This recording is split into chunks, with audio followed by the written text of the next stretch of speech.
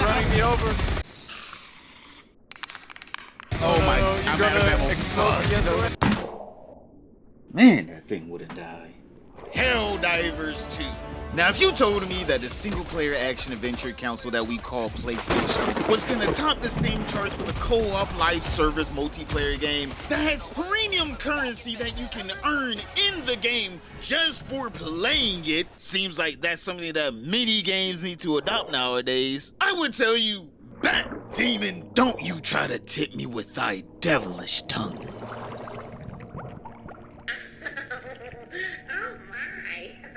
Hi, Gene. I didn't know you were here. All right. Keep it in your mouth, Rockstar. Because it's weird that PlayStation, the console known for its single-player games, actually was cooking in the kitchen when it came down to Helldivers 2 because, woo!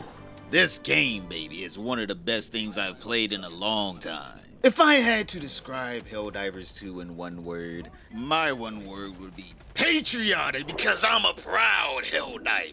A soldier so indispensable, as soon as you die, they thaw out another meat bag and sling it right on the grill. And as soon as your pod drops down onto the planet, like a fresh can of Raid, you pop that son of a bitch open and get right to work.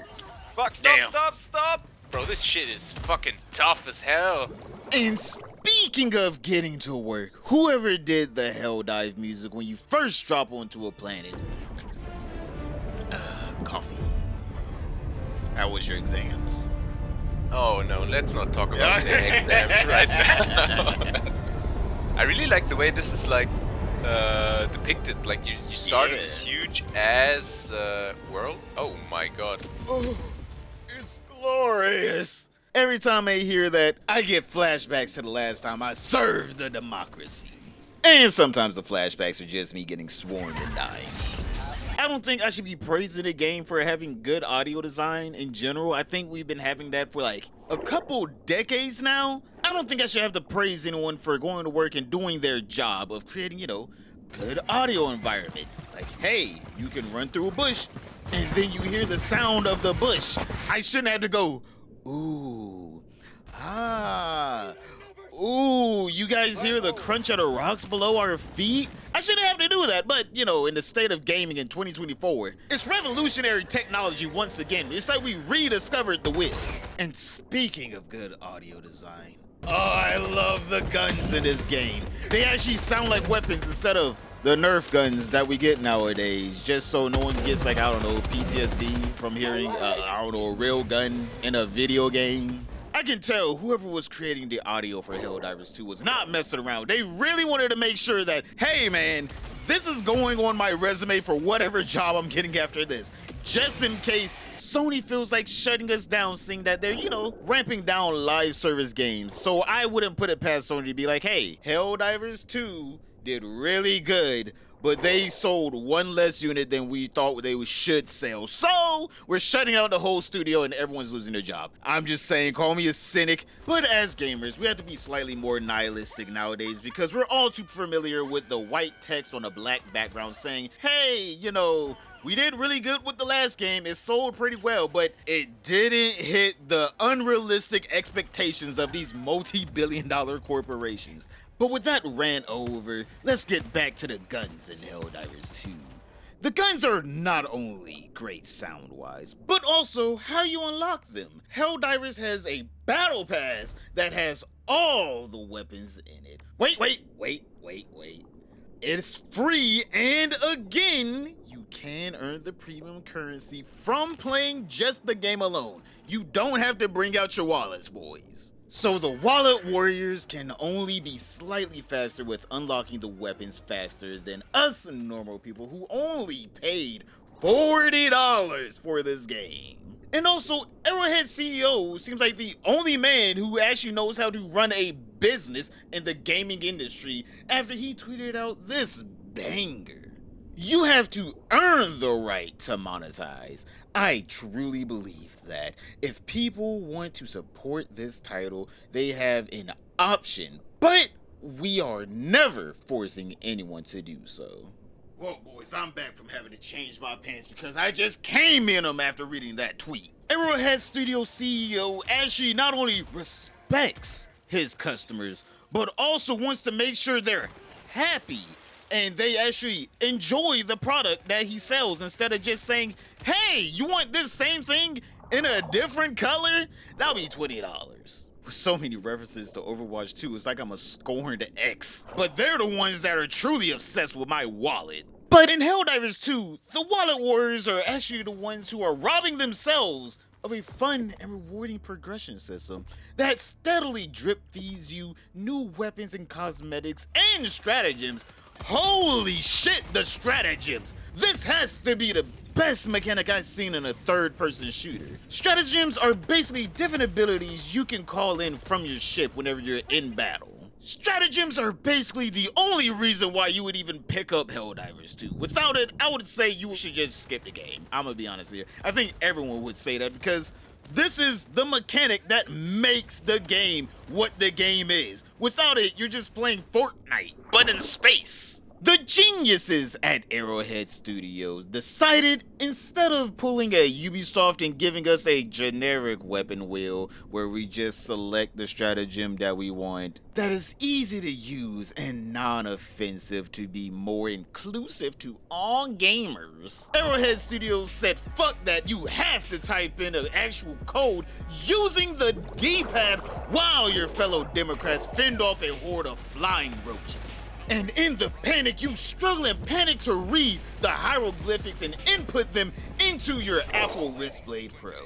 The feeling of trying to type in the stratagem codes while in the middle of being swarmed is like you finally able to get a hit in Tekken 8 and you struggle to input the next button combo for your next move before the other player gets a chance to get back to whooping your ass. I'm like, boys, I'm really gonna have to be serious here. Like, I'm really gonna be honest here with you. I really can't believe that Sony greenlit this game. Usually games like this are the first ones to die off in development because the big wigs usually are the ones so money hungry they ask for you to buy the DLC before the game is even out of the concept phase. And we've already seen this with the Insane Asylum over at Rocksteady Studios shitting out Suicide Squad Kill the Justice League with a $100 edition that doesn't even come with a full cosmetic set. These creatures are so greedy to where they decided to not only raid your wallet, but they also beat you halfway to death with the most boring and generic gameplay mechanics and systems, and even worse storyline. They then drag your lifeless corpse to an ATM so you can give them the last few dollars you have to complete the collection. I mean, at that point, just sell me a $130 edition. At least then I know I'm getting the whole thing and not just half of it. Man, I'm sorry for the rant, boys. I just had to get that off of my chest. I can't believe Suicide Squad Kill the Justice League is even a thing at this point. But back to Helldivers 2, I think it goes without saying that you should avoid this game if you don't have any friends. Especially friends who don't take team killing so personal, because you will be killing yourself and your fellow Democrateers constantly and frequently. People who buy this game without coming to grips that you will die from some ridiculous shit your teammate does needs to seriously rethink their life choices and their gaming habits. Because I'm sorry, son, no, 100 Thieves will not sign you to play for Riot Games' new dating sim.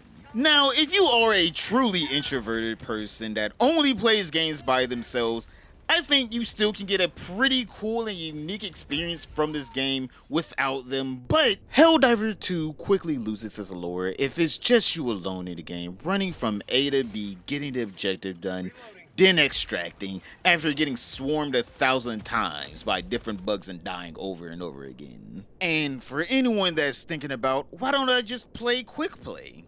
There's nothing sadder than playing quick play in a non-competitive game that is based around teamwork and actually communicating with, your team. The lobbies are soul-sucking. Not a microphone in sight, just hollow shells of humans going through the motions of trying to escape their crippling lack of authentic human interactions in the most introverted way. you'd have a better time just loading up Overwatch or playing Valorant Rank Q. At that point, at least you get the satisfaction of someone shouting commands at you passionately. Helldivers 2 craves for you to be yelling and screaming and role-playing. No, he's we still did not, moving. we did not. Yeah, shoot his ass. Without that part of the game where you actually communicate with people who are passionate about it with you, it quickly evolves into essentially a side quest in a Ubisoft game. But you know, not to disrespect Helldivers and Arrowhead Studios, trust me, this game alone is better than anything Ubisoft has put out within the last 8 years. But unlike a lot of Ubisoft games, Helldivers 2 has a lot of side quest objectives that break up the monotony of just kill everything in sight. Also, speaking of the maps, they are actually pretty decent size. Nothing ever feels too far away, nor too close, other than the missions where you have to fend off a horde of enemies while you stay in one place. But also, that's the whole point of that mission whenever the map is a little bit smaller. You're supposed to feel like, wow, there's like no room for me to go anywhere. Hopefully I don't kill myself with this orbital strike. And also in Helldivers 2, all of the missions are timed. So you really don't have that much time to explore the maps and go out of bounds, which there is an out of bounds. And you can go out of it and you will die if you don't, come back in. Just like in every other game.